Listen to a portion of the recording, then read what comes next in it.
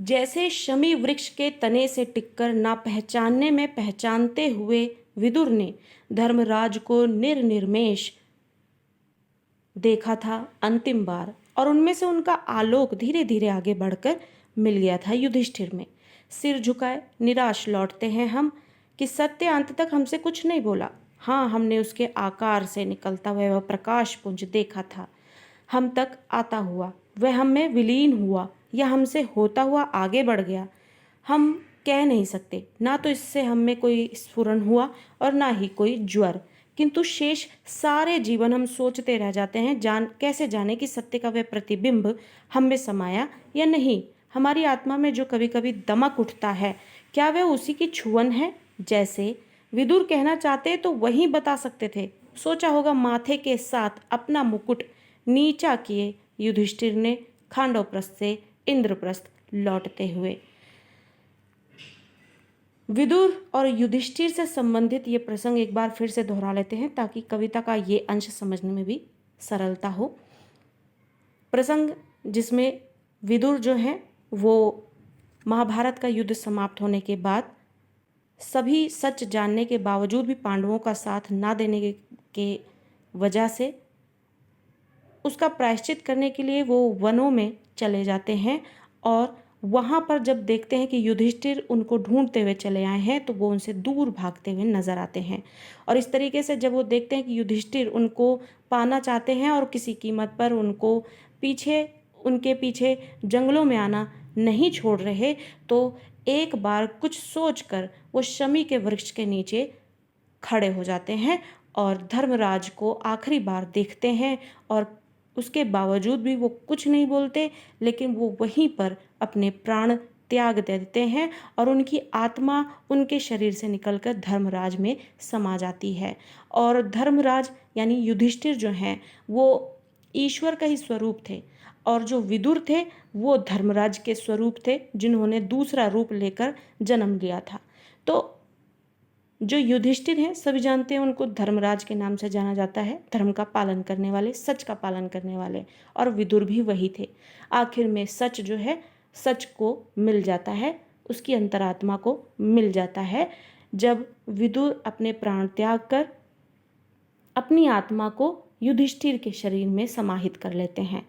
और इसी के माध्यम से वो आम जीवन में किस तरीके से सच हम में समाया हुआ होता है और हमें उस सच को महसूस करना होता है, वो इस प्रसंग के माध्यम से समझाया जाता है। आगे कविता पढ़ते हैं और समझते हैं। जैसे शमी वृक्ष के तने से टिककर ना पहचानने में पहचानते हुए विदुर ने धर्मराज को निर्निमेष देखा था अंतिम बार। जब धर्मराज युधिष्ठिर विदुर से मिलने के लिए उनका पीछा करते हुए घने जंगलों में निरंतर प्रयास करते रहे, तो उनके इस निरंतर प्रयास को देखते हुए विदुर जो है आखिरकार रुक ही जाते हैं और एक शमी वृक्ष के तने से टिक कर, और उसके बाद विदुर जो है वो पहचानने में भी पहचानते हुए विदुर ने धर्मराज को निर्निमेष बिना पलक झपके, निर्निमेष का मतलब बिना पलक झपके अंतिम बार देखा था। यानी वो उन्होंने किसी भी सच को बयान नहीं किया, और सच किस में होता है? हमारी आत्मा में बसा होता है, शरीर में नहीं। तो जब उन्होंने प्राण त्याग दिए तो उन्होंने सच को बताने की बजाय अपनी पूरी आत्मा को ही धर्मराज में समाहित कर दिया। तो उसी तरीके से सारा सच जो है वो उनके प्राणों के साथ धर्मराज की शरीर में समा जाता है। वैसे ही हम आम जीवन में भी जो है अपने सच को अपनी अंतरात्मा में समाये रखते हैं। और जिस तरीके से धर्मराज ये प्रयास करते हैं समझने का कि विदुर ने कुछ बोला नहीं लेकिन उनके प्राण जो हैं उनमें समाहित हो गए हैं, तो क्या है वो सच, क्या वो समाहित हुआ है या नहीं, वैसे ही आम जीवन में भी आम व्यक्ति को ये प्रयास करने पड़ते हैं, और वो इसमें कठिन मेहनत करता हुआ नजर आता है ये जानने के लिए कि क्या वो सच उसकी अंतरात्मा में आकर बस चुका है या नहीं। तो इसी प्रसंग को सहारा बनाते हुए, प्रतीक बनाते हुए कविता को यहाँ पर हम देख रहे हैं।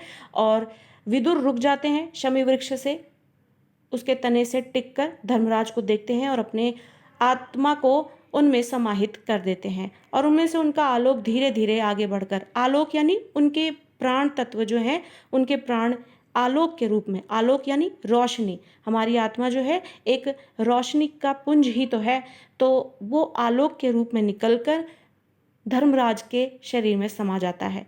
तो उनमें से उनका आलोक, उनमें से यानी उनके शरीर से उनका जो प्राण है वो धीरे धीरे आगे बढ़कर मिल गया था युधिष्ठिर में, मिल गया था यानी उनके शरीर में समा गया था। फिर सिर झुकाए निराश लौटते हैं हम, लेकिन हमको नहीं पता चलता कि वो सच हम में समाहित हुआ। जैसे युधिष्ठिर को समझ में नहीं आया कि उनके प्राण तत्व निकल के क्या सच में उनमें समाहित हुए हैं, कि सत्य अंत तक हमसे कुछ नहीं बोला। युधिष्ठिर सोचते हैं कि विदुर ने उनसे कुछ क्यों नहीं बोला। हाँ, हमने उसके आकार से निकलता हुए प्रकाश पुंज देखा था, हम तक आता हुआ।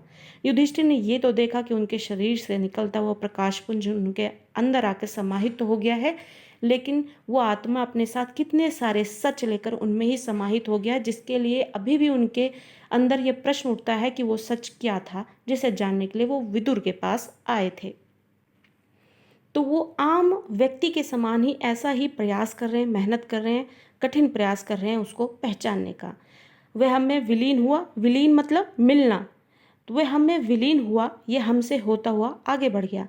युधिष्ठिर जो है परेशान है कि वो पुंज जो है यानी उनके जो प्राण है विदुर के, वो क्या सच में हम मुझ में आकर समाहित हुआ है या मुझसे होते हुए कहीं आगे बढ़ गया है। वैसे ही आम जीवन में आम व्यक्ति भी जो है वो सच जानते हुए भी ये इस संशय में रहता है कि क्या यही असल सत्य है जो मैं जानता हूँ। तो इसी संशय में ही जो है आम जीवन में भी आम व्यक्ति जो है वो उलझा रहता है, उसी तरीके से जिस तरीके से युधिष्ठिर उलझे रहे ये जानने में कि क्या सच में वो प्राण तत्व आकर मुझ में मिल गए हैं, और वो प्राण तत्व जो है ना जाने कितने सच को, जानकारियों को लेकर उनमें समाहित हो गया और वो उनसे अनजान ही रहे। हम कह नहीं सकते, ना तो हम में कोई स्फुरण हुआ और ना ही कोई ज्वर। युधिष्ठिर के अनुसार जब प्राण तत्व उनमें शामिल हुए, विलीन हुए, तो उसके आने से उसकी अनुभूति तो होनी चाहिए। अनुभूति यानी उसका कुछ एहसास तो होना चाहिए। स्फुरण यानी कोई हलचल नहीं हुई, ना कोई ज्वर हुआ कि मुझ में कुछ आके समाहित हुआ है, किंतु शेष यानी बाकी सारे जीवन हम सोचते रह जाते हैं। और इसी तरीके से युधिष्ठिर जो है वो सारा जीवन सोचते रह जाते हैं कि कैसे जाने कि सत्य का वह प्रतिबिंब यानी सत्य की जो झलक आते हुए मैंने अपने में समाहित होते हुए देखी है, क्या वो मुझ में सच में समाया है या नहीं। हमारी आत्मा में जो कभी कभी दमक उठता है, क्या वह उसी की छुअन है। हमारी आत्मा जब कभी सच की राह पर चलने लग जाती है, तो क्या वो झलक ही ये बताती है कि वो सच हम में आकर समाहित हुआ है।